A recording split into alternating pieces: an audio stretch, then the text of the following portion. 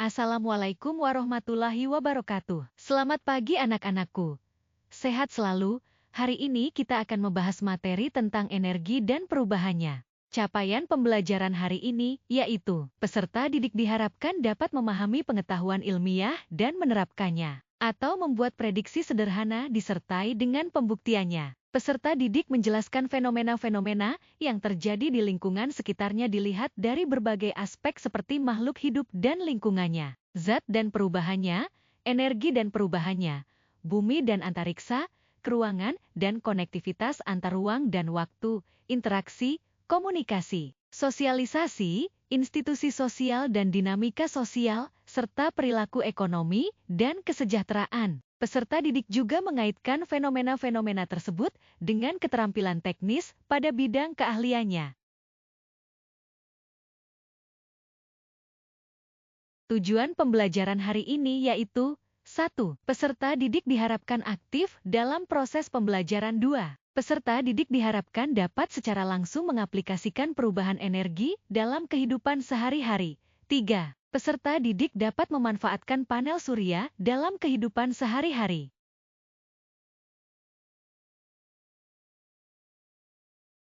Tujuan pembelajaran hari ini yaitu 1. Peserta didik diharapkan aktif dalam proses pembelajaran. 2.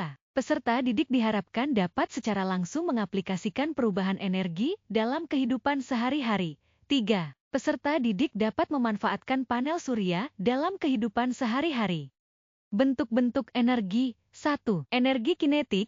Ini adalah energi yang terkait dengan gerakan benda. Semakin cepat benda bergerak atau semakin besar massa benda, semakin tinggi energi kinetiknya. Contoh-contoh energi kinetik termasuk mobil yang bergerak, bola yang dilempar, atau angin yang bergerak.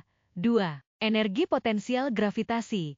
Energi ini terkait dengan posisi suatu objek dalam medan gravitasi bumi atau benda lain. Ketinggian objek dari permukaan bumi memengaruhi jumlah energi potensial gravitasi. Semakin tinggi objek, semakin tinggi energi potensial gravitasi ini. Tidak. Energi potensial elastis.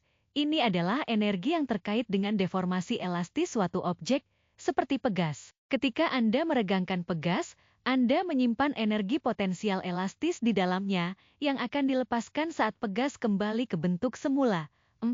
Energi panas. Thermal energy, ini adalah energi yang terkait dengan gerakan partikel-partikel dalam suatu benda. Semakin tinggi suhu suatu benda, semakin tinggi energi termalnya. Energi panas dapat digunakan untuk memanaskan air, menghasilkan listrik dalam pembangkit listrik termal, atau digunakan dalam berbagai proses industri. 5. Energi potensial elastis, ini adalah energi yang terkait dengan deformasi elastis suatu objek, seperti pegas. Ketika Anda meregangkan pegas, Anda menyimpan energi potensial elastis di dalamnya, yang akan dilepaskan saat pegas kembali ke bentuk semula. 6. Energi panas, thermal energy, ini adalah energi yang terkait dengan gerakan partikel-partikel dalam suatu benda. Semakin tinggi suhu suatu benda, semakin tinggi energi termalnya. Energi panas dapat digunakan untuk memanaskan air, menghasilkan listrik dalam pembangkit listrik termal, atau digunakan dalam berbagai proses industri. Kerjakanlah soal di bawah ini dengan benar. 1. Bagaimana perubahan energi dalam kehidupan sehari-hari? 2. Sebagian besar energi yang kita gunakan berasal dari apa? 3. Berikan contoh perubahan energi listrik menjadi energi cahaya. Terima kasih.